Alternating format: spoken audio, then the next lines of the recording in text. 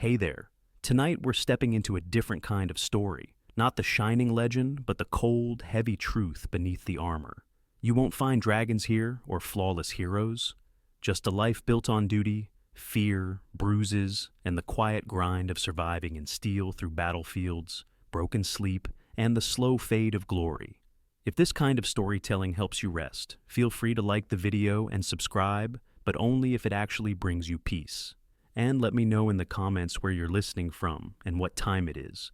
It's oddly comforting to know who else is drifting off to the same slow march through history. So, dim the lights.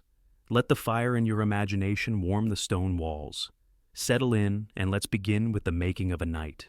You are 7 years old when the path to knighthood begins, not with a sword, but with a farewell.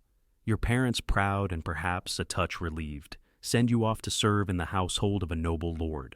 There are no goodbyes written in ink or preserved in keepsakes, only a pat on the shoulder, a bundle of clothing, and the weight of expectation settling on your small, still-growing frame. No one asks if you are ready. In truth, readiness is irrelevant. You are a page now. The castle looms above you. Stone towers stretching into a gray sky, its silhouette promising both greatness and hardship. The gate cacks open. What lies beyond is not a world of honor and glory, but one of scrubbing, serving, and surviving. Chivalry will come later, after years of fetching, carrying, and cleaning up, after horses and noblemen with equally foul temperaments. Your duties are endless. From sunrise to well after dark, you run errands, sweep halls, deliver messages, and assist with meals. On especially lucky days, you're permitted to polish armor, which sounds glamorous until you realize it means scraping dried mud and horse dung from heavy iron boots. Your hands are blistered, your back aches, and the knights, they barely notice you. You are not yet one of them. You are the help. But even in these early days, training begins. Wooden swords are handed out like brooms, and bruises bloom across your arms as you spar with other boys who, like you, are eager to prove something. You're taught how to fall from a horse without breaking your neck. You fall often. Some days it feels like falling is the main lesson. No one praises you for bruising well, but they do scold you for weakness. You learn quickly. Pain is to be swallowed, not displayed. Discipline is everything. Speak only when spoken to. Bow deeper to those of higher rank. Never question a command, no matter how trivial or humiliating. Your mistakes are corrected with the back of a hand or a week scrubbing chamber pots. One boy forgets to remove his cap in the presence of the lady of the house. He spends 2 days on his knees in the chapel praying for humility. No one forgets again. If your family is wealthy, a tutor may be assigned to teach you reading, writing, and perhaps a bit of Latin, though the Latin mostly seems useful for understanding church services and inscriptions on tombs. If not, you learn by imitation. You listen, you memorize prayers. You copy letters with shaky hands when the steward is generous enough to share a scrap of parchment. Literacy is a luxury. Muscle and obedience matter more. Still, you learn. You learn which fork to use, though most prefer fingers. You learn to stand still for hours during court feasts, balancing platters of steaming meat while nobles talk politics and complain about the wine. You learn to stay invisible when tempers flare, and to disappear entirely when drunken knights start boasting about past battles. Every moment is an education in survival. Mornings begin with Mass. The castle chapel is cold year-round, and your breath fogs in the air as you kneel on stone floors and try not to fall asleep during the liturgy. Faith is not optional. It is as much a part of your training as swordplay. You are taught to fear hellfire, to respect the church, and to confess regularly. The priests speak of divine purpose, of holy duty. You nod along, trying to stay awake. Mostly you pray not to get sick. There are few remedies and fewer recoveries. Meals are brief affairs, usually consisting of bread, cheese, and meat if you're lucky. Vegetables are suspect. Many believe raw greens cause illness, and so you develop a steady diet of salted meat and dry crusts. You eat quickly, knowing your next task waits. On rare feast days, there may be roast pig or honeyed oat cakes. These days are remembered for years, like dreams glimpsed through smoke. In the evenings, the hall grows lively. Minstrels sing ballads, recounting tales of Arthur and Roland and saints who slayed dragons. You sit on the edges near the fire, trying to catch every word. The songs are meant to inspire, but you are too tired to be moved. You think more of your sore feet than of Kioalic deeds. Still something stirs in you, a hope perhaps that someday someone will sing of you. You sleep where you can, often in the servants' quarters, shoulder to shoulder with other boys, on straw pallets that smell of sweat and mildew. Some nights, you are pulled from sleep to help with late arrivals or unexpected guests. You learn to rise without complaint, to work through exhaustion, to never let your eyes betray fatigue. A night must be ready at any hour. The training starts here. You are not alone. Other pages suffer with you. You form silent friendships built on shared glances and muttered complaints. Together, you learn the rhythms of castle life. You learn which nights are cruel and which will look the other way when you steal a second helping of stew. You learn who to trust, who to fear, and which corners of the castle offer a moment's peace. There are moments of levity, a jest from the cook, a clumsy knight tripping over a dog, a stolen apple. You cling to these moments. They remind you that life exists beyond duty, that laughter still has a place even here. Occasionally you catch a glimpse of the world beyond the walls, merchants arriving with silks and spices, a troupe of performers, or a noble woman riding past with her retinue. These sights feel foreign, like stories glimpsed through fog. You're not part of that world yet, but maybe one day. At times, doubt creeps in. The stories of glory feel distant, the reality far more grinding. You wonder if all of this, the aching limbs, the scoldings, the hunger, is truly the path to honor. But every so often you see a knight ride out in gleaming armor, pennant flying, and your chest tightens with thought someday that could be you. Your lessons in humility do not stop with bruises and hunger. There are also ceremonies to attend, even though you're barely more than background noise in them. You observe as nobles gather, dressed in fine fabrics you're not allowed to touch, much less wear. You're reminded by their glances and sometimes their words that your position is somewhere between useful and invisible. When dignitaries visit, the castle becomes a theater. You help prepare guest rooms, polish silver, and sweep the same corridors 3 times over. If anything is out of place, the pages are blamed. And if something goes wrong, say a dog bites a visiting bishop's leg, well, let's just say it helps to know how to avoid being seen. You quickly master the art of looking busy while being nowhere near the problem. On festival days, there is music, dancing, and too much wine, at least for the adults. You're allowed to watch from the corners, soaking in the sounds and sights while pretending not to be watching too intently. Occasionally, someone slips you a sweet meat or a bit of cake, and for a moment, the burdens of your position feel lighter. But these small kindnesses do not erase the reality. Your place is to serve, observe, and remember. Some pages find escape in books if they can read. The old steward's chamber holds a handful of illuminated manuscripts, heavy, bound in leather, and guarded as fiercely as the Lord's own armory. On lucky evenings, you're allowed to sit beside a fire and listen as an older scribe reads aloud tales of Roman generals or saints who endured unspeakable trials. These stories feed the mind while your body heals from the day's chores. There are warnings too, spoken in hushed tones or muttered by older servants. They tell you of pages who failed to advance, boys who cracked under pressure or were sent home in disgrace. Sometimes they vanish without explanation. Sometimes you overhear things you were never meant to hear. You quickly learn when to speak, when to nod, and when to keep your head down. The castle is your crucible, and every hour spent within its walls forges you into something harder, leaner, more capable. Not a knight, not yet, but no longer a child. You are a creature in transition, battered, disciplined, and quietly determined. So when you lie awake at night staring at the wooden beams above your straw-filled mattress, you think not just of what you've endured, but of what lies ahead. The next phase, the next challenge, the next step on the path that will one day, if the gods, your lord, and your body all permit, make you a knight. But for now, you are a page, and that is enough. At the age of 14, the apron strings of pagehood are ceremoniously snipped, though not with any kindness or softness. You are no longer a page, you are now a squire, and while this new title may sound like a promotion, it comes with considerably fewer sweetmeats and far more bruises. You have graduated from polishing floors to polishing armor, from fetching goblets to fetching the man who might be dying in one. Your new role is personal, intimate even. You are assigned to a knight, and you're expected to serve him as faithfully as a shadow. Where he goes, you go. If he rides into battle, you follow. If he falls, you run into the carnage to help him up, risking your own life in the process. You're no longer a child of the castle. You are the squire of a warrior, and your days are shaped by his demands. The physical training increases tenfold. Riding a war-oar, for instance, is not the elegant glide you once imagined. These beasts are enormous, bred for power and war, and more temperamental than most noblemen.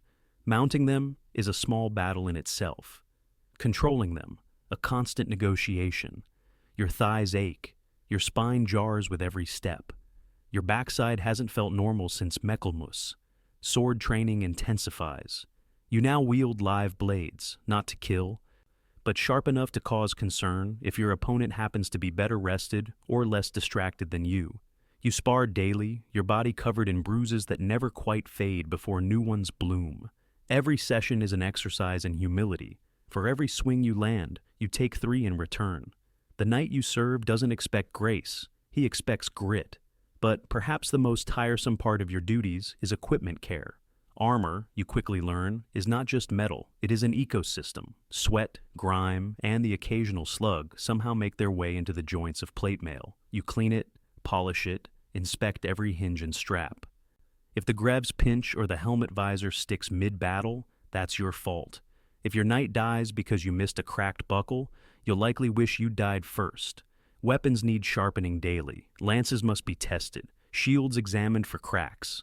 Your knight's life and your reputation depends on the absolute precision of your work. No one thanks you when everything goes right, but everyone notices when it doesn't. And then there are tournaments. They were romanticized when you were a page, colorful affairs of trumpets and cheering maidens. Now you see the blunted swords break bones.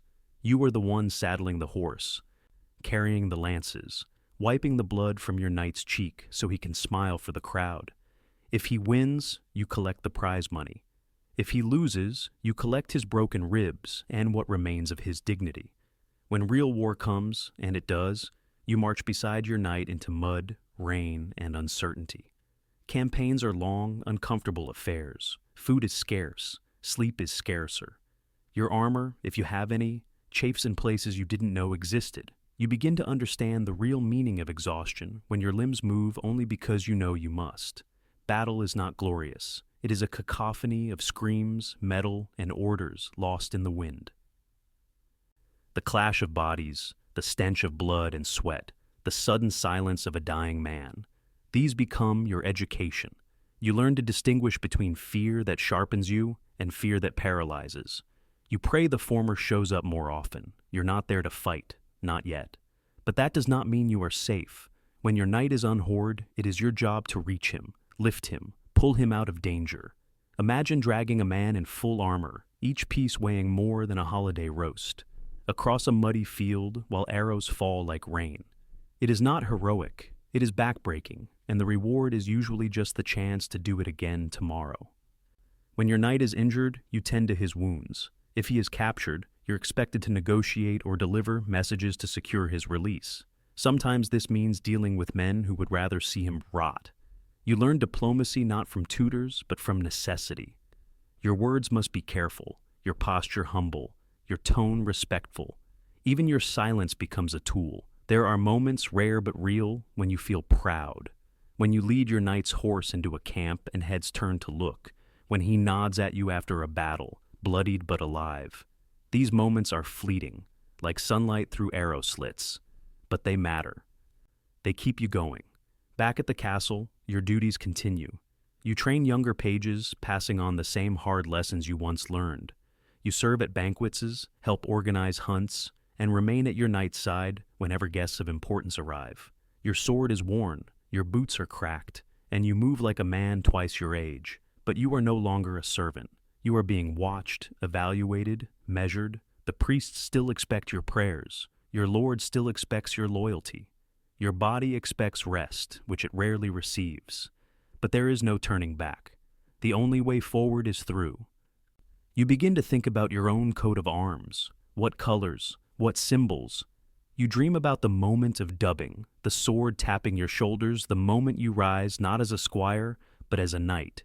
It feels impossibly far. It feels inevitable. It feels both.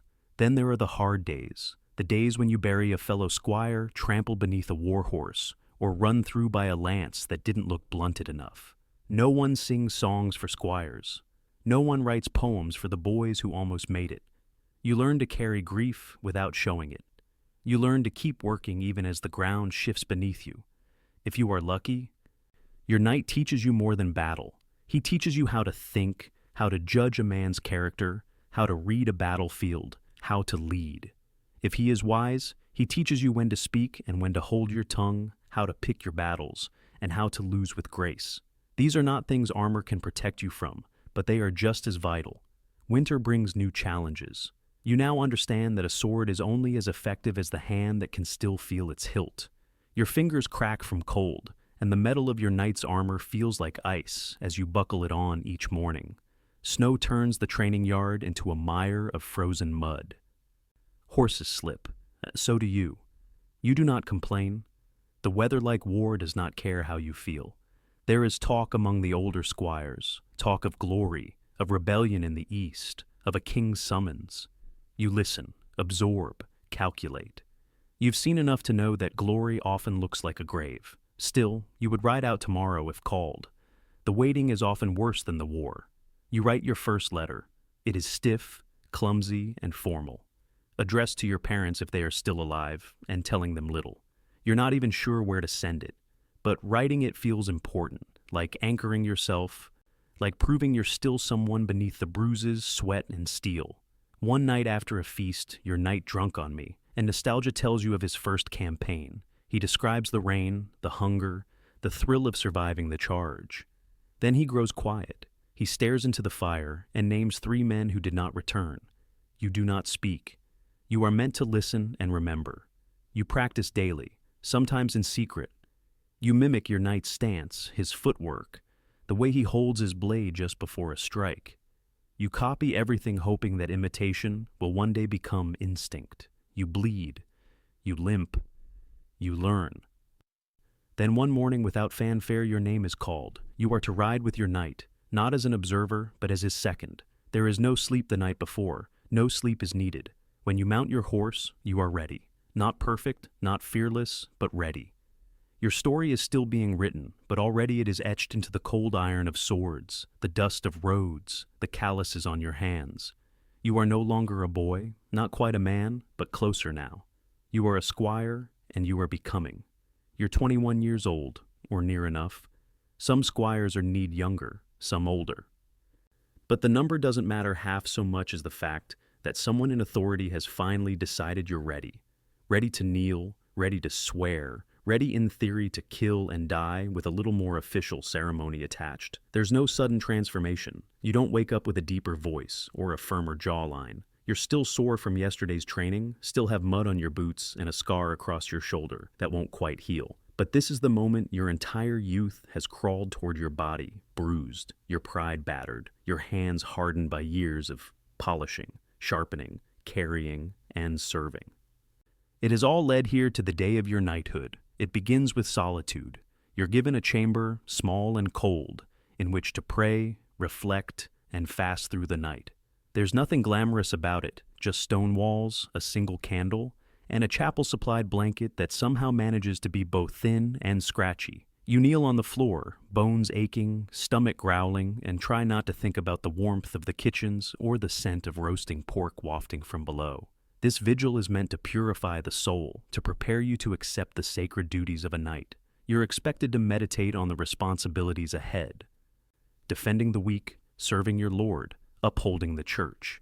In practice, you spend as much time wondering whether anyone would notice if you had a sip of water or sat down for 5 blessed minutes.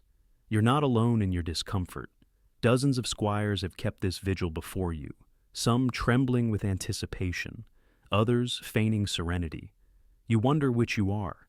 You try to remember all the prayers, the creeds, the proper posture. You try not to think about the rumors of squires vomiting from nerves during the ceremony or passing out mid-kneel. That would be unfortunate, memorable, but unfortunate. Come dawn. You are escorted to the main hall. It is transformed for the occasion. banners hang, candles flicker. Nobles, knights, and priests gather in ceremonial dress, whispering politely behind gloved hands. A hush falls as you enter. Your name is announced. You kneel. Your lord, or perhaps the king, depending on your station, approaches. He carries a sword, a symbol of service and power. It may not be his own blade.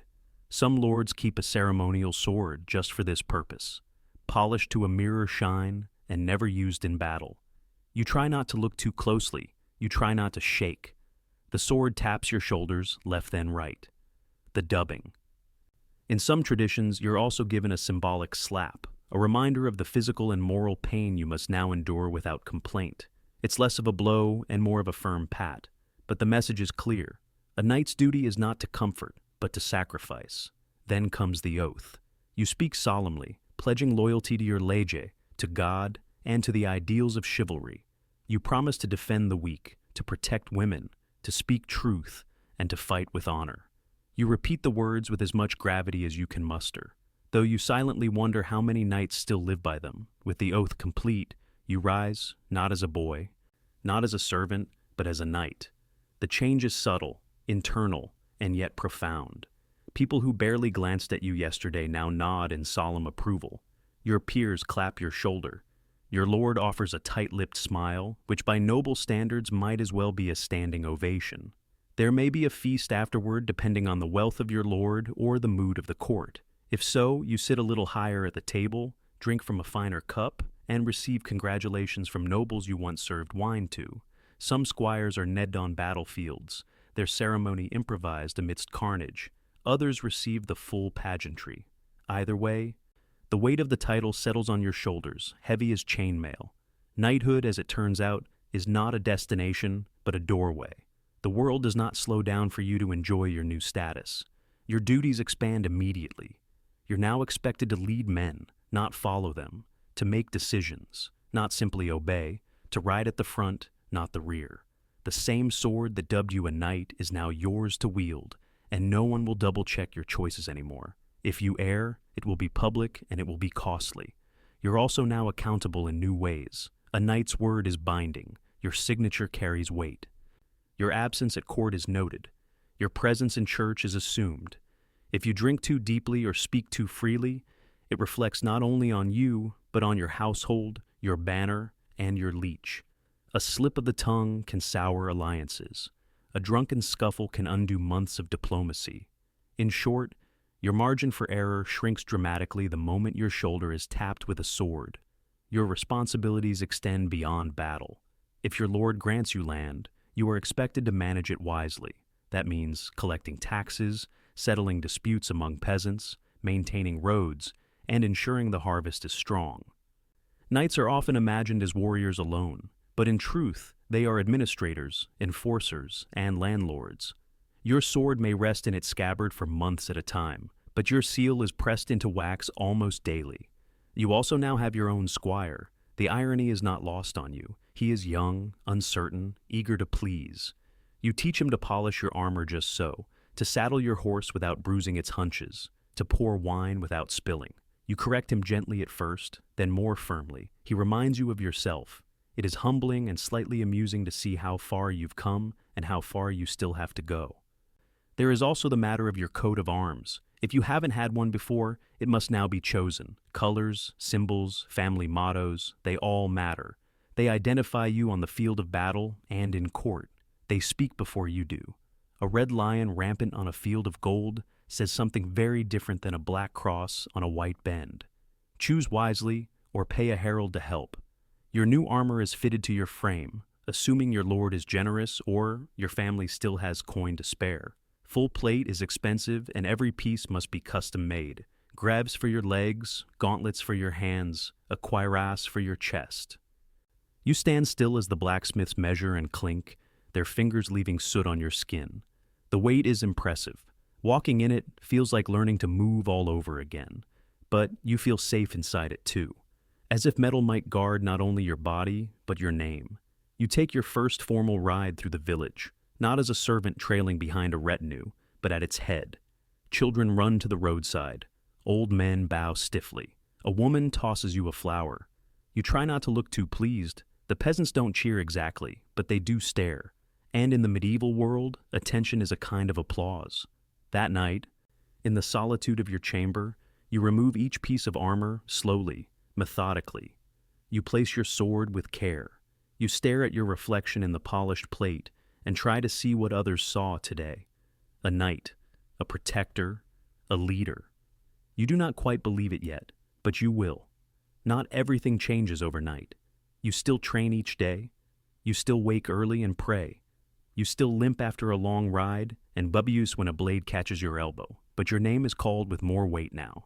You are consulted, not commanded. The youngest squires eye you with something like awe or fear, possibly both. War will come again. You know this. And when it does, your position in the vanguard will be expected. No more standing behind a shield wall. No more waiting for orders. You will lead the charge, raise your voice above the din, and be the first to cross the field. If fortune favors you, you may return with honor. If not, your coat of arms will be carried home without you. This is the cost of the accolade.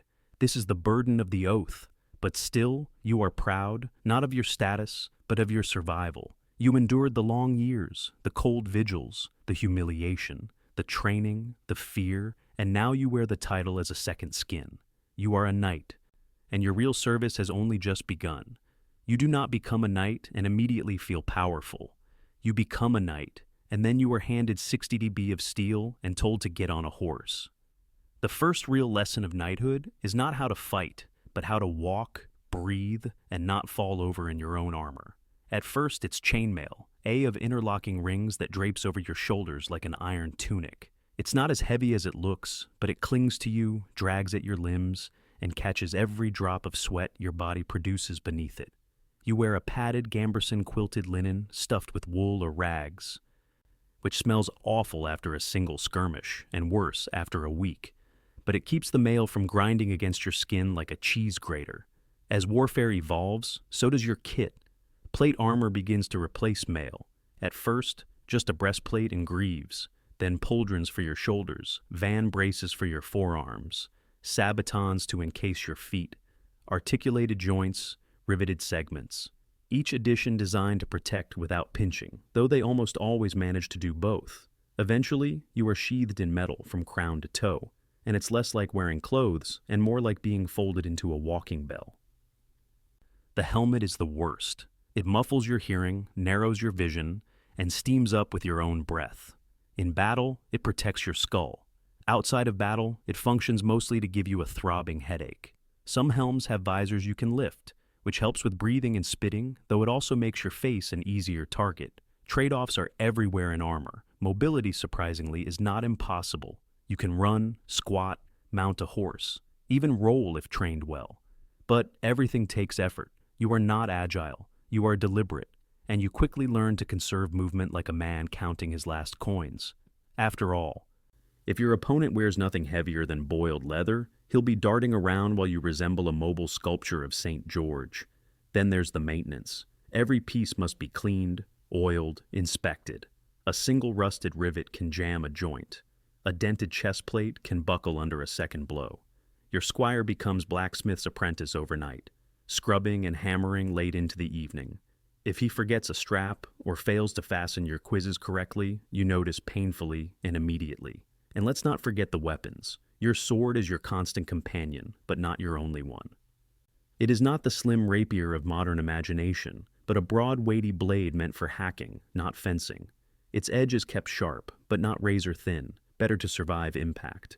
You carry it at your side, but draw it only when necessary. The sword is both symbol and tool, and in your hand it becomes an extension of will. Then there's the lance. A knight without a lance is like a fish without gills.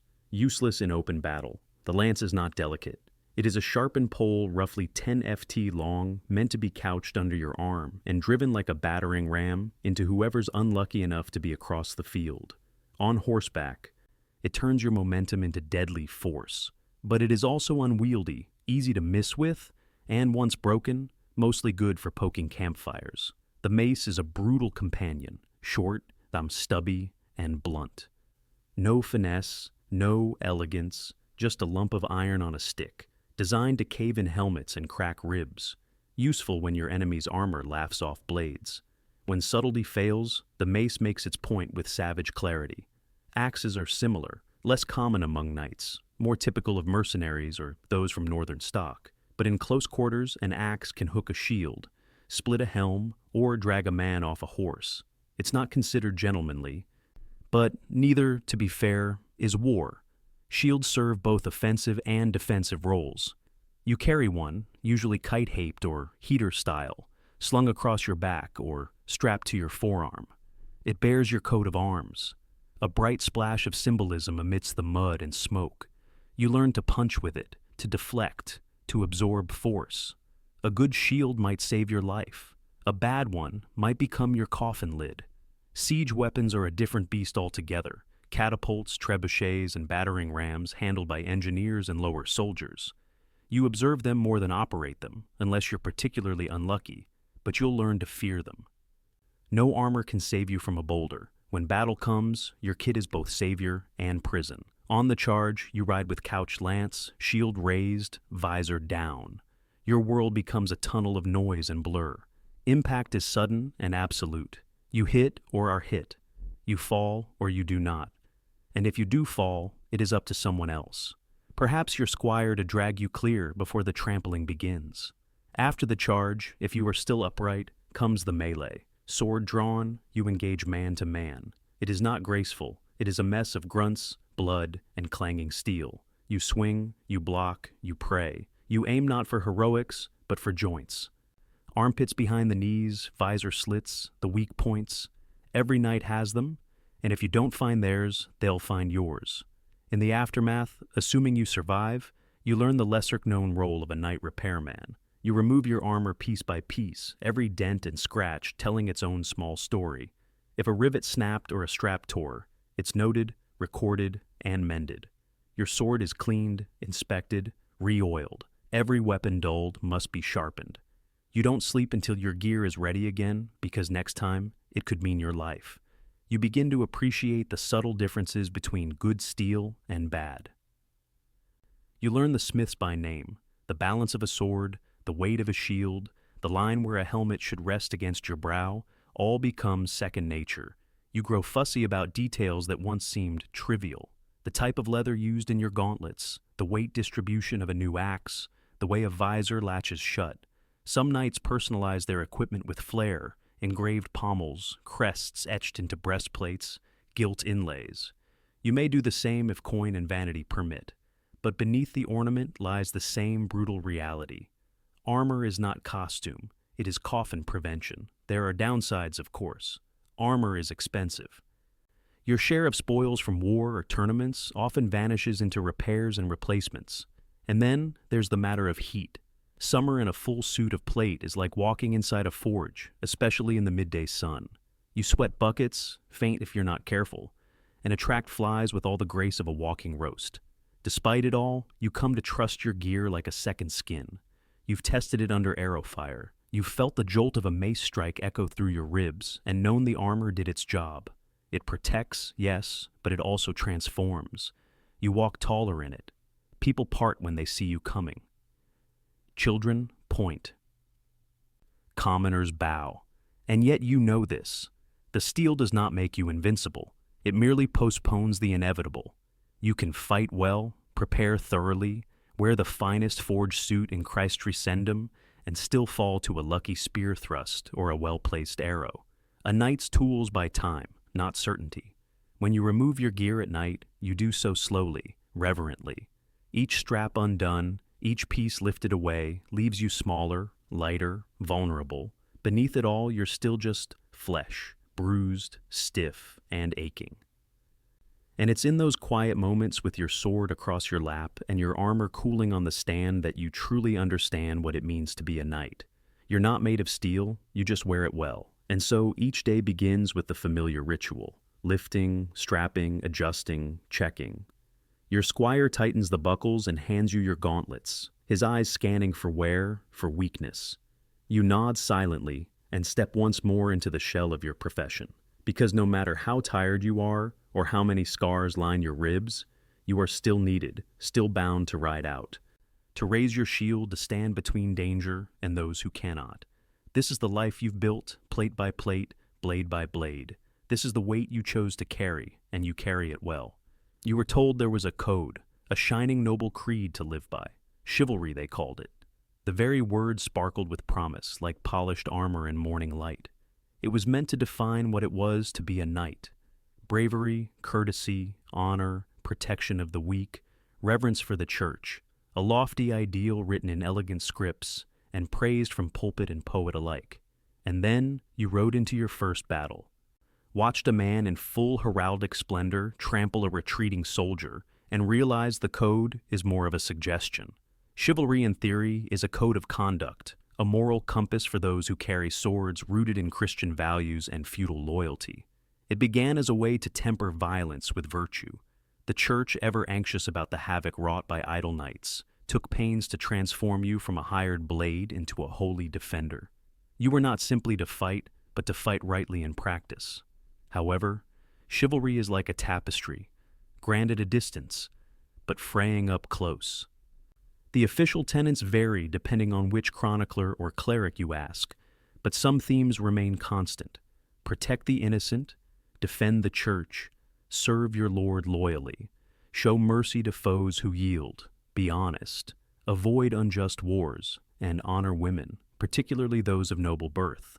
A fine list, admirable even, and also inconvenient, because in the thick of battle, no one stops to recite their virtues.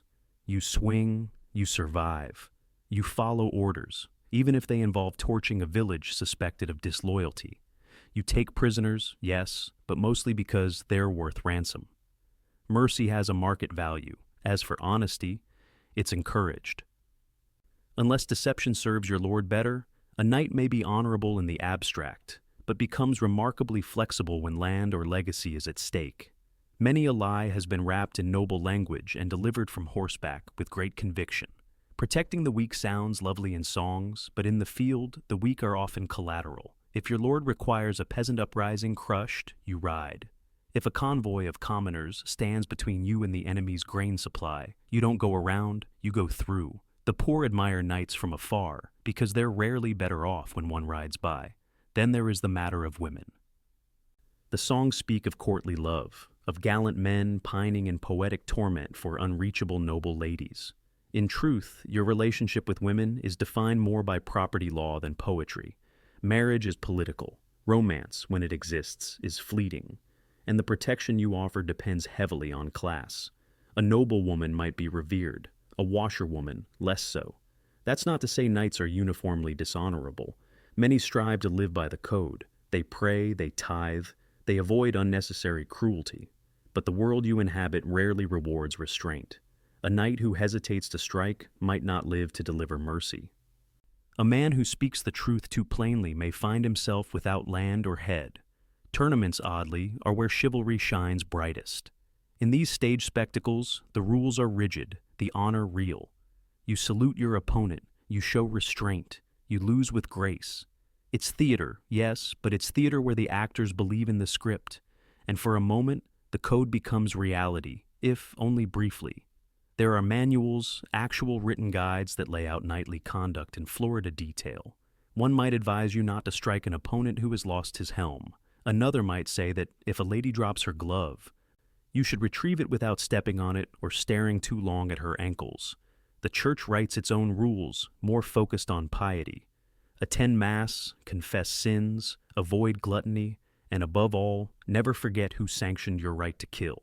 These manuals are read aloud in courts and training halls. Some squires memorize them, others nod politely and return to sword drills. In truth, the code is interpreted differently in every household. Some lords emphasize loyalty, others demand ferocity. A few take chivalry so seriously they disown sons for showing cowardice. Others knight boys who haven't seen a day of battle simply for the right marriage alliance. What you learn over time is that chivalry is not a sword to wield. It's a mirror. Some polish it daily. Others shatter it for convenience. You yourself try to follow the spirit if not the letter. You help your squire when no one's watching. You spare an enemy who's yielded, though your comrades jeh. You ride back to a burning hamlet to escort a limping peasant out because her child clutches your leg and says, "Please." These moments stay with you longer than most victories. They cost little. They feel like something old, something sacred. And yet no bard will ever sing of them. Chivalry, you discovers, is not about grand gestures. It's about small decisions made when no one is looking. It's about being decent in a profession built around destruction. It's about knowing you are a weapon and choosing sometimes not to strike. Still, the tension never vanishes. You kneel before a bishop one day and torture granary the next. You cradle a wounded comrade, then trample a fleeing footman who happens to be in the way. You write your name beneath a pledge to honor and restraint, then sign orders that send starving men to their deaths. You begin to understand that the code of chivalry is less a shield and more a compass. It doesn't stop you from getting lost. It just gives you something to check when the fog sets in. Some days that's enough. In the quieter hours, you reflect on the contradictions. The songs you once memorized speak of knights who slayed beasts and rescued virgins. Your life, meanwhile, consists of tax disputes, bloody marches, and aching knees. You were promised glory. You were handed logistics. And yet, you don't resent it. Not entirely, because sometimes the code helps you remember who you were supposed to be before the world got hold of you. You meet knights who abuse the code, who weaponize it. They quote scripture while pillaging. They preach honor and practice terror. You learn to recognize them by their polished crests and empty eyes. And you learn to step aside, or when given the rare chance, stand in their way. You are not perfect. You've broken the code. You've struck men who had surrendered. You've taken spoils that weren't yours. You've stayed silent when you should have spoken. But you remember the faces of those who tried, the knight who held a gate so a village could flee, the one who refused to burn a monastery, even under threat of exile. The one who died kneeling not in surrender, but in prayer. And so, in your own way, you keep trying. You carry the code not in scripture, but in habit. You pick it up like your sword each morning, knowing it may slip from your grip by nightfall, but reaching for it anyway because, without it, you are merely a killer. And with it, maybe, just maybe, you are something more. This is chivalry, not what the minstrels sing, not what the priests preach, but what you try to practice in a world that gives you every reason not to. And so, you ride still bound to your oath. You defend your lord, fight his enemies, bury his dead. But you also feed your squire when the pantry runs low. You speak kindly to the old woman in the village who remembers when you were a boy. You return a dropped glove even when no one is watching. You are a knight and you remember the code not because it makes you stronger, but because it reminds you what strength is for. One day, years from now, a boy will ask you what it means to be chivalrous. You won't recite scripture or point to crests. You'll hand him your sword and tell him to hold it steady. And then you'll ask if he can carry it without ever letting it fall on the wrong soul. That, you'll say, is a good place to start, because in the end, chivalry isn't about purity. It's about persistence, about falling short and rising again, and choosing, however quietly, not to become the very thing you were once sworn to fight. And with each choice, you draw your sword a little straighter. You've trained for years, carried swords before you ever swung one, watched men die before you were allowed to charge, and polished your own armor so often you can still smell the vinegar and oil in your sleep. But none of that truly prepares you for this. The moment the trumpet sounds, your horse shifts beneath you, and the ground ahead fills with the bodies and banners of your enemy. The battlefield is not a stage. It is not an arena of honor or a chessboard of strategy. It is a pulsing, groaning thing, mud, blood, and metal wrapped into chaos. You can recite the names of old heroes, the codes of chivalry, the rules of engagement whispered by bishops in the candle-lit chapels. Out here, none of them matter. Marching to war begins long before the fighting. You ride for days, weeks, even through rain, sleep, and sun. The air grows worse as the army swells. Body heat, dung, and rotting rations blending into something foul enough to turn even the sturdiest stomach. Feet blister, tempers snap. Your companions shift from camaraderie to muttering and silence. Men begin to smell like their horses. You do too. Camp life is brief and miserable. Tents flap in the wind like damp flags. Fires smoke more than they warm. You eat what's left. Salted meat, hard bread, dried peas. Sometimes you're lucky. More often you're not. Clean water is rare, and when it isn't, you worry what's floating in it. Armor is cold in the morning, blistering by noon. You sleep with your boots on, and your sword within reach. And then, one morning, you crest a ridge and see them, an army array across the field, their own banners snapping, their knights glinting in the rising sun. This is it. Your commander gives orders, shouted and relayed. Everyone nods. Few truly hear them. Your stomach tightens. You check your horse's girth strap. You say a prayer or pretend to. You wonder how many will die before the sun sets. Then it begins. The charge is not graceful. It is thunder. Hooves tear the ground. Lances lower. And every heartbeat counts down to impact. You aim your weapon and hope the man opposite you is slightly slower, slightly more afraid. The clash is bone-shaking. You might hit. You might miss. You might be hit. You might fall. And if you fall, you pray you can get up before the next wave tramples you. The noise is unrelenting. Screams, shouts, clanging steel, horses shrieking, men begging. There is no rhythm, only violence. You fight in flashes. A blade swings near your head. You duck. A man lunges. Your sword blocks without thought. An axe strikes your shield. You feel the shock in your teeth. You do not think in terms of heroism. You think in terms of inches. Every step forward might be your last. Every moment you remain standing is a small miracle, and all the while mud clings to your boots. Blood slicks your grip, and the air tastes of iron and ash. There are no clean victories. Even if you survive, you've likely killed someone face to face, looked into their eyes, seen their fear, felt their last breath on your face. No one teaches you how to live with that. Sometimes you lose your footing. A blow knocks you down. Your visor jars loose, and suddenly the world above you is a blur of hooves and blades. You flail, crawl, push yourself to standing. If your armor catches in the mud, you're a turtle on its back. If your squire finds you in time, he might pull you free. If not, well, there are worse ways to die than being forgotten. You catch glimpses of others, knights unhorsed, peasants impaled, banners falling. You recognize faces, friends, comrades. They're gone in an instant, replaced by another swinging sword. There's no time to mourn, only time to breathe and swing again. Sometimes the melee collapses into confusion. Orders become meaningless. Lines dissolve. You find yourself beside men you don't recognize. Enemies mistaken for allies and vice versa. In those moments, the battlefield becomes its truest form. Not a clash of nations or ideologies, but a storm of survival. If you live, it ends not with trumpets, but with exhaustion. Your arms ache. Your ears ring. Your horse, if still alive, is foaming and trembling. You stagger back to camp, strip your armor with shaking hands, and stare at your blooded gloves. You hope it's not your own. You're not sure. Later, you walk the field. Crows already gather. Men groan where they lie, too wounded to move. You try to help, but there are too many. Some you leave with water. Some with a whispered prayer. Some you finish because it is kinder.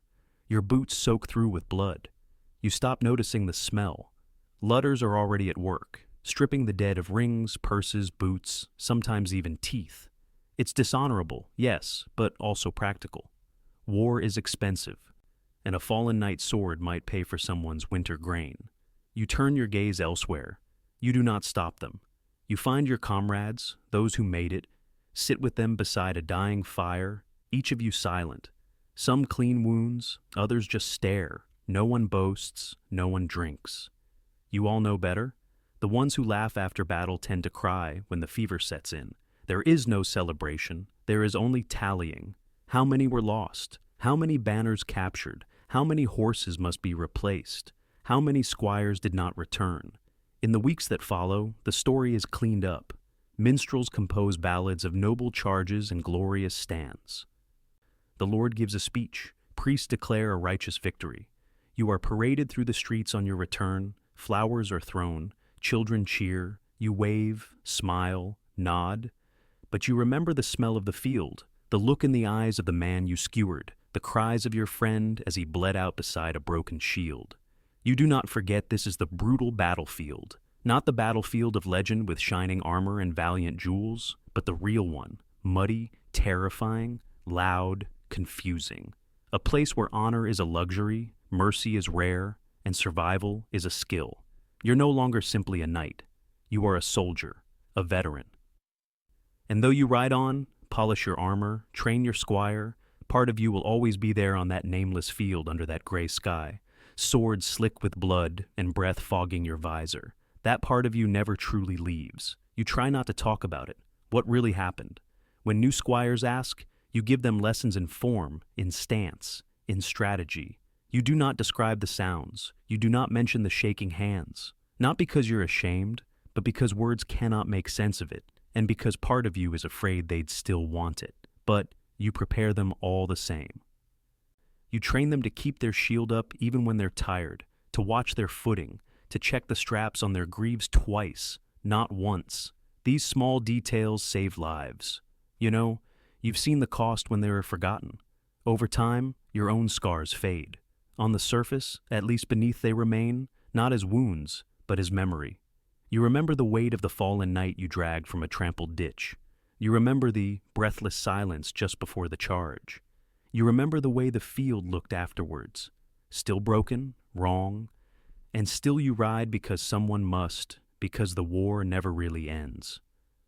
It only sleeps between battles. You do not seek glory anymore. You seek clarity. You seek survival. And you try in whatever way you can to make sure the men beside you come home. This is what it means to fight. Not for banners, not for poems, but for the man at your left and the one at your right. For the squire who still believes in songs.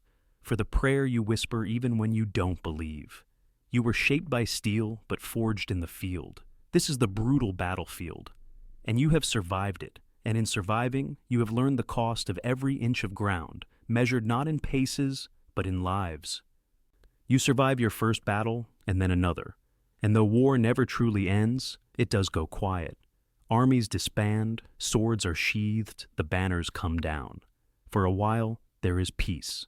But a night with no war is a weapon left idle, and idle weapons tend to rust. So, you turn to the next best thing, the tournament. Not a brawl, not a massacre, though it might come close, but a stage battle dressed in heraldry, pomp, and profit. Where war is chaos, a tournament is choreography. Where battle makes legends, the tournament makes celebrities. It begins with an invitation. If your name carries any weight, or your lord's coin carries enough, you are summoned to a list field near a bustling town where the banners fly as high as the entry fees. You arrive with your squire in tow, your armor shined to near blinding polish, your horse combed and plaited like a bride's hair. The grounds are prepared days in advance. Wooden stands rise from the grass. Merchants set up stalls selling meat pies and put tokens. Minstrels rehearse songs they hope to sell before the jousts begin.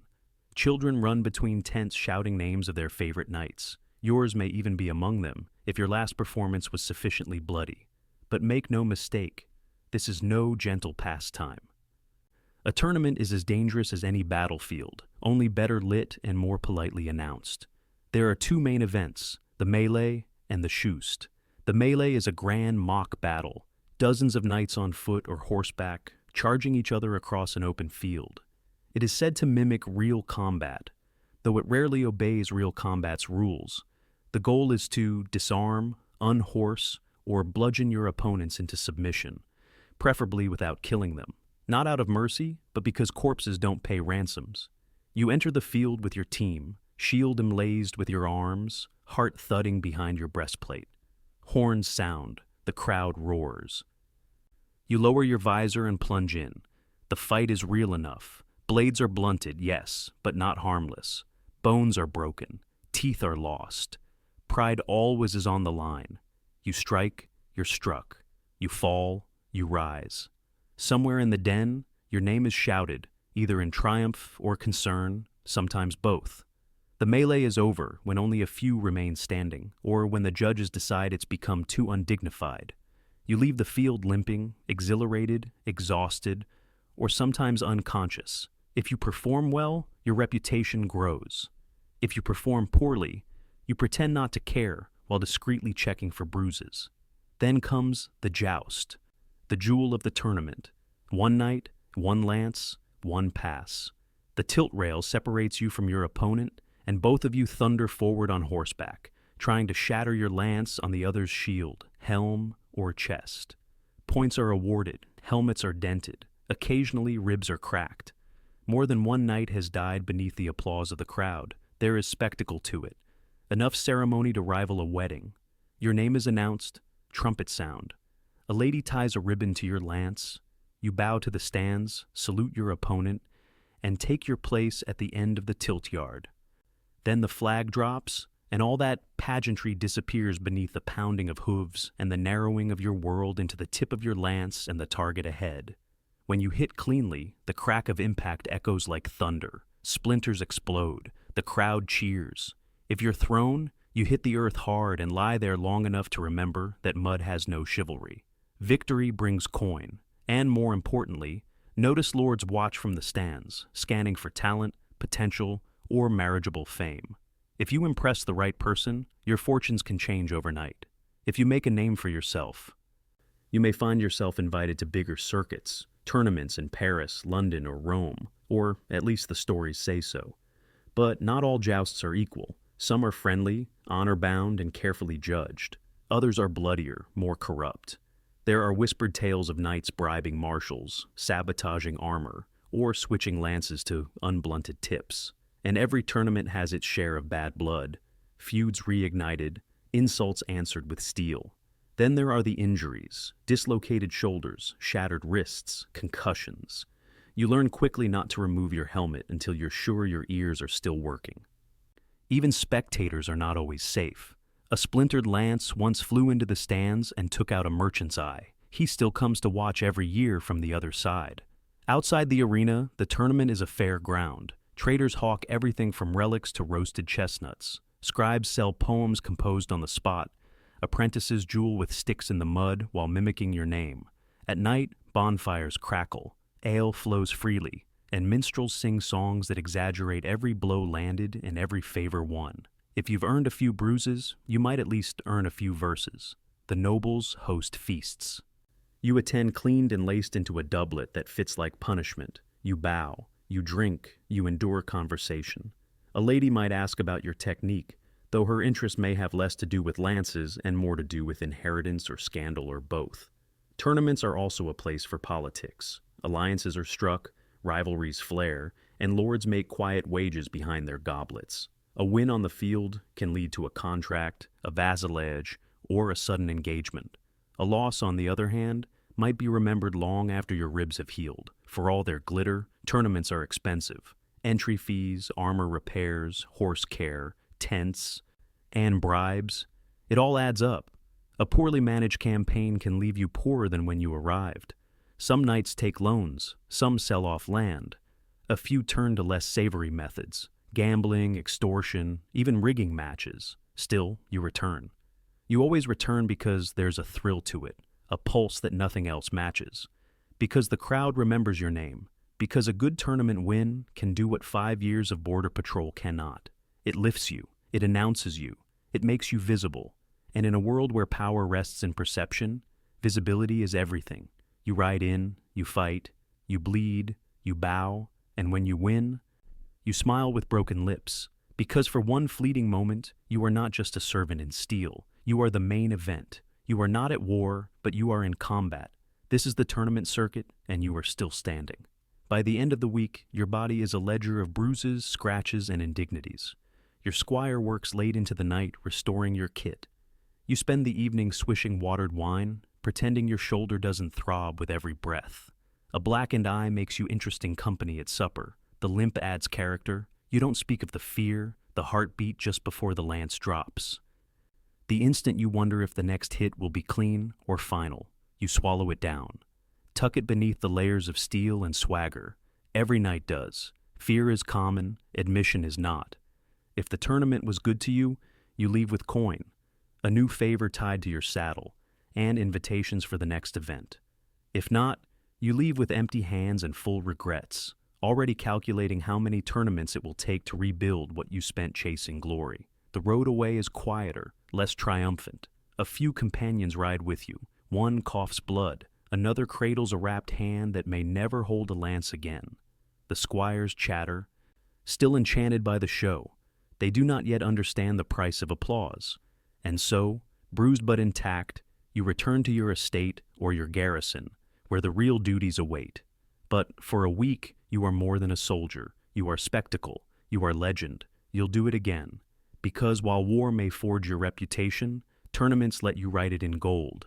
And sometimes that is enough. Because in the eyes of the crowd, you are not just a knight. You are a name, a banner, a force in motion.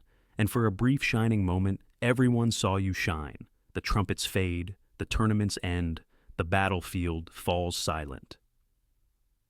And you return not to rest, but to something more complex. Responsibility because you are not only a knight, you are also a lord's vassal, a landholder, an enforcer of law and order. And whether your thief is sprawling or small, it demands as much from you as any joust or skirmish ever did. Your estate, such as it is a patchwork of thatched roofs, grazing fields, and stubborn people. It was granted to you often in reward for service, and with it came a host of obligations, not to the land, but to those who work it. They do not know you as a war-oar rider or a lance wielder. They know you as the man who demands grain in October, sends baifs to settle quarrels, and sometimes rides through the village just to remind everyone who owns what. Your mornings begin not with sword drills, but with ledgers. Your steward rattles off figures, bushels harvested, taxes collected, debts outstanding. You nod like you understand, though half the time you don't. There's always a shortfall. A pig vanished, a crop failed, someone died with coins still owed. The solution invariably involves more paperwork and fewer pigs. Then come the petitioners. Peasants sue at your hall to air grievances. He stole my goose. Her cow trampled my barley. Their son struck mine with a stick. You sit beneath a banner bearing your arms, listening with the weariness of a man who's faced arrows and would prefer them to this. Justice must be swift, or at least loud. You nod. You fine. You send men to inspect fences. The villagers shuffle out, mostly satisfied. You hope. Disputes between peasants are one thing. Disputes between your men-at-arms are worse. When two armed retainers argue over boundaries or livestock, swords rattle. You must step in, not as a fellow knight, but as their master, firm, even-handed, a man of authority. It's a delicate thing projecting strength without escalating tempers. You manage mostly. You also collect taxes, grain, wool, coin, or goods in kind. These are tallied, stored, and forwarded up the chain to your liege-lord. Some of it you keep to pay your men and maintain your household. Some vanishes into the hands of clerks, never to be seen again. You suspect a fraction feeds the bishop's cellar or funds your lord's latest embroidery habit, but questioning the chain of feudal economy is like questioning gravity. You nod, sign, and send the ox cart on its way. Inspections follow. You own fields, riding slowly between rows of barley and flax. You speak to the reeve, the village-appointed overseer, who informs you of labor shortages and brewing discontent. You pretend not to hear the mutters from the hedge about rents, about levies, about your fine new scabbard that probably costs more than a plow. You smile, offer a nod, and ride on. Respect is maintained less by affection than by distance. Your hall must be stocked and guarded, your garrison drilled, your walls maintained, and your steward reminded that the grain cellar smells odd again. You oversee the blacksmith, the cooper, the baker. You approve repairs to the millstone, arrange timber for winter, and once a month host a feast for local tenants to keep up the illusion that everyone is cheerful and loyalty is mutual. You arbitrate marriages, approve apprenticeship contracts, and on occasion, deliver punishment. Thieves may lose fingers. Poachers might pay in coin or days of labor. There are gallows, but you rarely use them. They're more useful as symbols than tools. Still, when necessary, you remind the village what happens when law is ignored. The church is ever present. A priest serves your estate, and you contribute to his chapel's upkeep, lest your name find its way into a sermon. You attend Mass, confess sins you vaguely regret, and make donations that conveniently match your most recent misdeed. Piety, after all, is easier in coin than in conduct.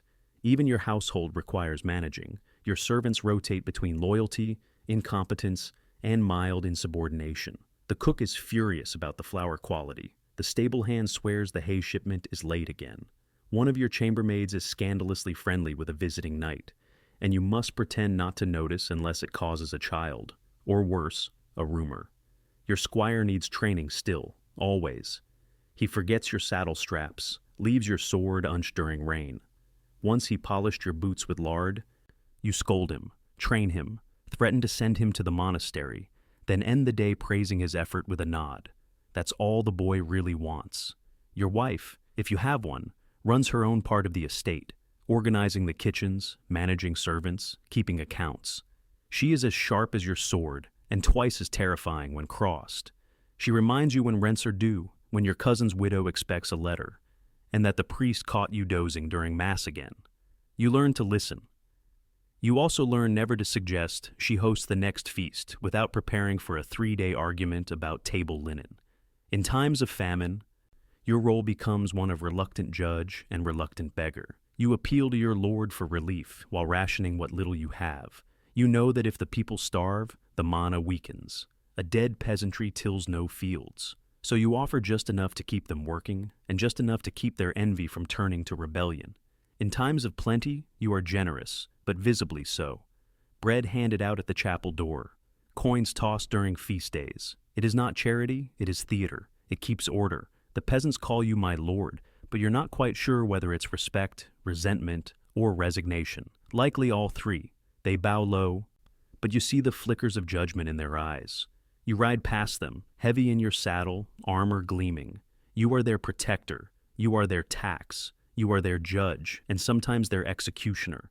Occasionally you host visiting knights or minor nobles. These visits are equal parts hospitality and hostage negotiation. You must appear wealthy, but not wasteful, powerful, but not threatening.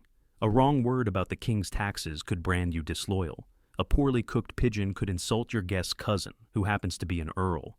You walk a knife's edge of politeness, pageantry, and performance. But it isn't all caution and governance. There are quiet moments. You ride alone at dawn through dew-wet fields, nodding to shepherds who have been up longer than you. You sit by the half in winter and listen to your steward mumble accounts while the fire cracks behind him. You share a drink with your sergeant at arms, both of you old enough to admit your backs ache more than they used to. You are lord of your manor, but also its captive. You cannot leave for long. Bandits might strike. The grain might rot. Your cousin might try to press a claim. Even a trip to court feels like abandoning a child to nurse itself. And when you return, something is always broken. A gate, a contract, a fence, a nose. Still there is pride in it, not in the power, but in the structure. You keep this place standing. You feed 100 mouths. You settle disputes before they boil into feuds. You remember names. You attend baptisms, funerals, and harvest dances. You kneel beside the dying and sign contracts for the newly wed. You are woven into the land's rhythm, into its heartbeat. This is the other life of a knight, not glory, not gore, but governance. And though it will never be sung by minstrels or carved into stone, you know the truth. A knight's blade defends his name, but his estate keeps it alive. Because in the end, when the sword is sheathed and the war drums fade, it is not your victories that remain. It is your land, your people, and the fragile peace you hold together, one decision at a time. When the halls fall quiet, the ledges are closed, and your sword is back on its rack. You're left with something less discussed and poorly romanticized, your private life. You'd think after tournaments, campaigns, and estate matters that you'd collapse each night into dreamless slumber. You'd be wrong. Rest is elusive. Comfort is intermittent. The truth is, sleep is a luxury in a knight's world, and one that must often be negotiated. Your bed is not the downfield paradise of later centuries. It's a wooden frame stuffed with straw or wool, covered in linen that smells faintly of dust and fatigue. You share it perhaps with a spouse or alone, or occasionally with your armor spread out to dry beside you, ticking softly as the heat leaves the metal. You do not sleep through the night. That isn't how things work. You sleep in shifts broken by prayers, patrols, and old wounds that ache more as the hearth burns low.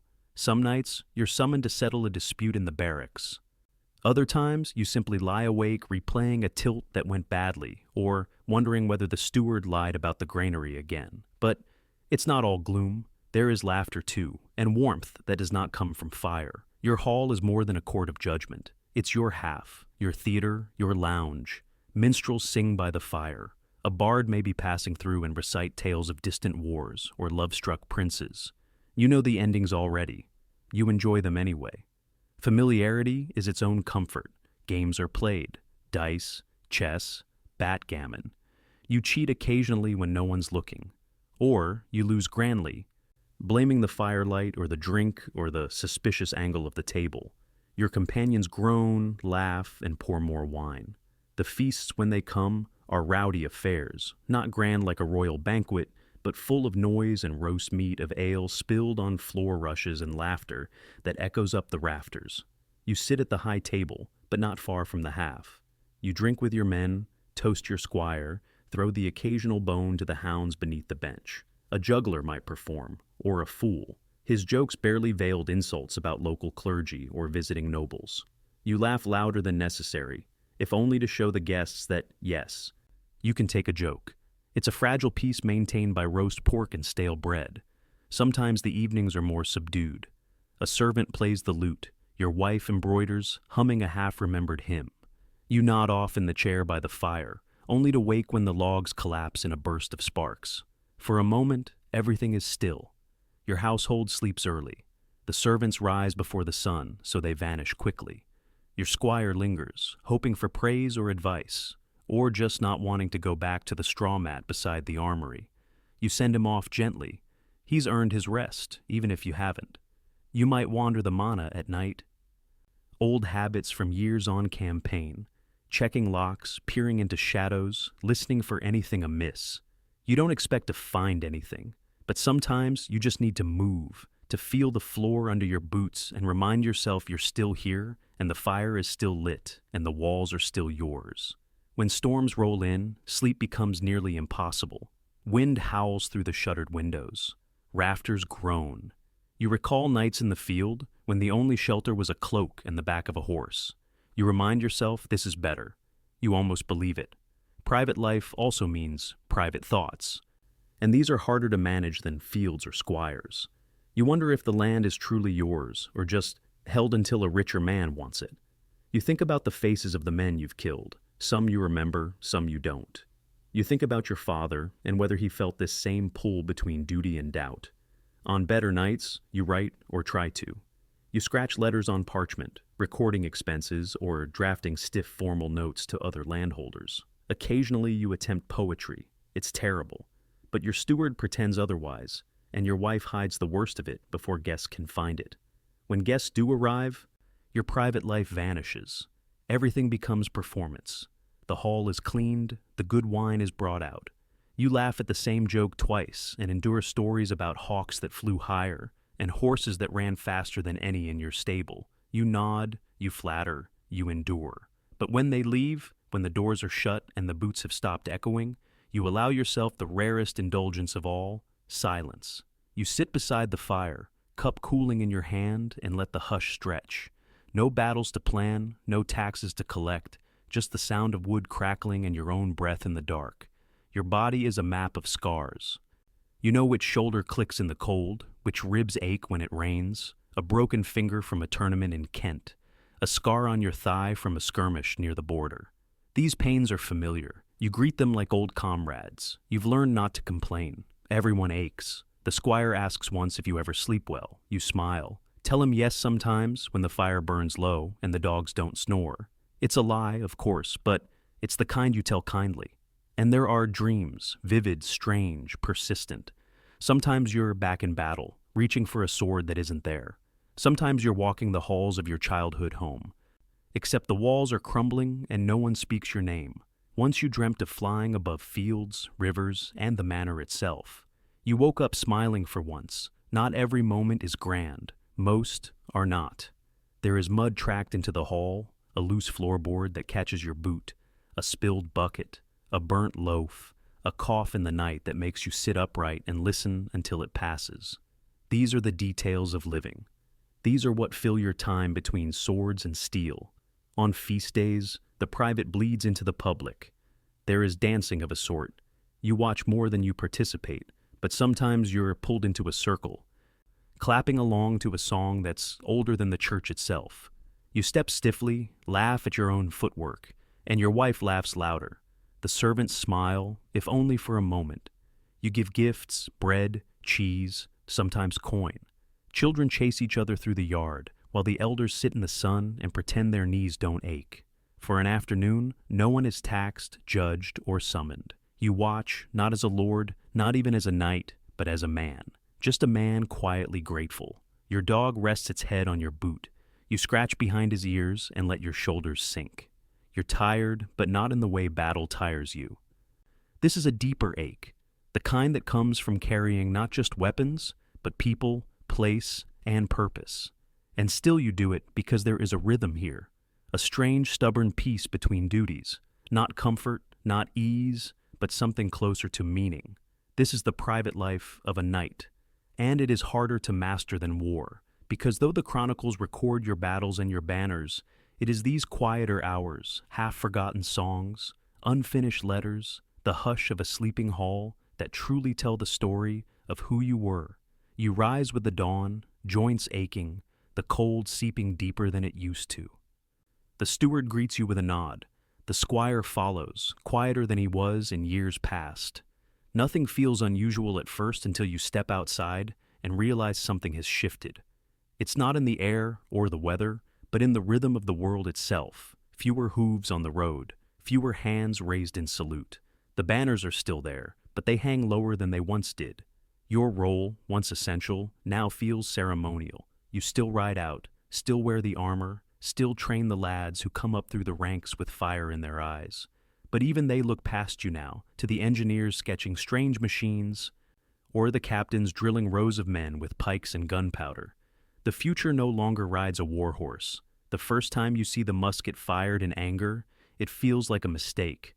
There's no nobility in it. No dance, no jewel, just a bang, a puff of smoke, and a man down. You watch it from a hill, flanked by your men, and say nothing. Later, you clean your sword anyway. Habit, perhaps, or defiance. The Lord, who summoned you once for every border skirmish, now sends word only in winter. Requests for grain tallies, for tax rolls, for reports on tenant movement. The battles still happen, but they are led by men with maps, not mail. Your presence is a formality. Your council, polite tradition at court, the great knights gather less frequently. The old names, the ones you memorized as a squire, fade from conversation. Those who remain arrive slower, their crests more faded. You share nods, not words. No one wants to say aloud what you all know. Your armor, once polished weekly, gathers dust between uses. The squire still oils it more, out of reverence than need.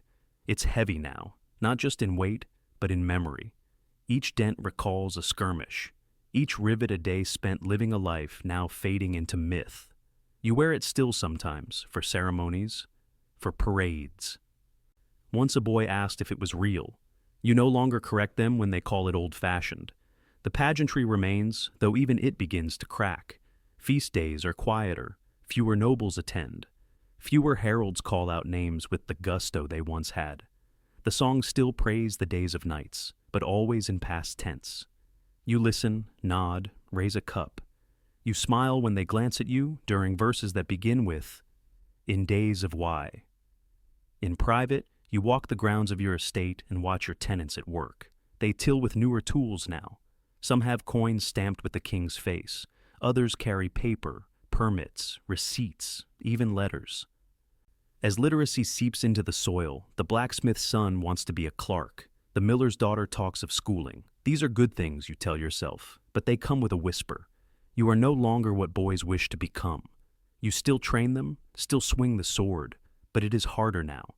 Your shoulder stiffens in the cold. Your breath shortens on uphill rides. The blade feels longer, though it is not. You grunt more when rising, and the squire, now grown, looks at you the way you once looked at your own master, half with respect, half with readiness. Even the battles you called to feel different. You no longer ride in the vanguard. You're asked to observe, to advise. Your role is one of wisdom, not action. And while you appreciate the respect, a part of you still aches to charge, to feel the ground quake beneath your mount. You understand now, of course, the age of the night is ending, not with a roar, but with a series of sighs. Gunpowder does not care for bloodlines. Formations do not care for honor. The nightly charge, once feared and revered, is now a target for cannon and musket shot. You've seen it. You've counted the bodies. You try not to resent it. After all, every age must end. The Romans once thought their roads would last forever. The old emperors believed their names would outlive stone, and now even the stones are reused for barns and chapels. Time grinds all legacies down into something more useful. Still, there is grief. Quiet, persistent. You feel it when your sword no longer draws admiration, but curiosity. When your banner is recognized not for its victories, but for how long it's flown. When your war horse dies, and the stable boy asks if you'll replace it with a mule. More practical, he says. You tell yourself that you were lucky. You lived. You saw the best and worst of your order. You earned your land, your name, your seat at the high table. You made it home. Not everyone did. Sometimes you take the long road past the old battlefield. It's farmland now, quiet. There's a grove where the archers once stood, a ridge where the cavalry assembled. You dismount and walk it, boots sinking in soft earth. There's a marker stone weathered and crooked. No one remembers the names carved there. You do. At night, the dreams come more frequently. Not always nightmares, though some are, but vivid flashes of moments you'd thought long buried. A lance shattering, a comrade's laugh, the exact shade of sky above a foreign field. You wake cold and wonder why memory feels sharper than your blade. You write more now. Not orders or reports, but reflections. You try to capture what it was like, the weight of armor before dawn, the tension before a tilt, the smell of the field after rain. You want to record what it felt like to be a knight, not in legend, but in truth. You're not sure who it's for. Maybe the boy who will find it in a chest one day. Maybe no one. Visitors still come. They ask questions. Was it glorious? Was it honorable? You answer carefully sometimes on good days. But it was also cold and loud and lonely. You tell them that knighthood was service, service to a lord, to a land, to an ideal.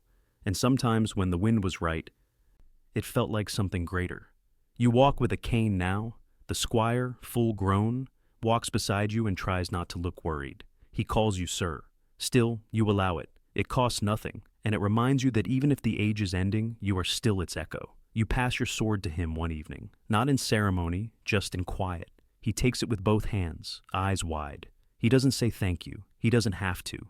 And so you fade, not in shame, but in rhythm. The halls grow quieter. The half burns lower. Your duties lessen. The land continues. The people work. And in the stillness between seasons, you feel something like peace. Let the bards sing of dragons and jewels. Let the painters render shining charges and golden spurs. You remember the cold mornings, the crooked smiles, the cracked ribs and cracked jokes, the smell of wet horse, and the taste of cheap ale. That too was knighthood, and it was enough. You don't know what the world will become, only that it will become. Castles will crumble, cannons will roar. The old ways will be folded into new books, new rules, new uniforms. But perhaps in some chapel or court, a tapestry will still hang, and a child will point to the figure in the corner, the one in battered mail, and ask, "Who is that?" And maybe, just maybe, someone will remember. Not the battles, not the banners, but the man. That will be enough.